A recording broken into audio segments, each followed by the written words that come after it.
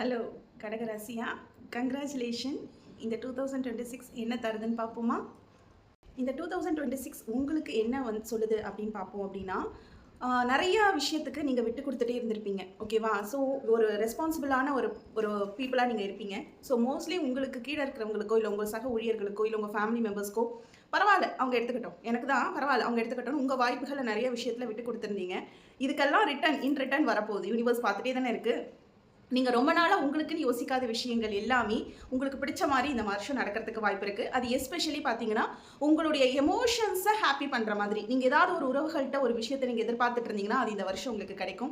Especially ஏதாவது வீட்டில் சுபகாரியம் நடக்கணும், ஊர் திருவிழா நடக்கணும், இல்லை ஏதாவது ப்ரொபோசல் உங்களுக்கு சக்ஸஸ் ஆகணும், ரிலேஷன்ஷிப்பில் ஏதாவது விஷயம் ஏதாவது இஷ்யூஸ் இருந்தாலும் அது சால்வ் ஆகிறதுக்கான வாய்ப்பு இருக்குது. பயங்கரமாக கிளியராக கிளெவராக பக்காவாக பிளான் பண்ணி அந்த விஷயங்கள் எல்லாம் முடிச்சுட்டு நீங்கள் சந்தோஷமாக இருக்க போகிறீங்க.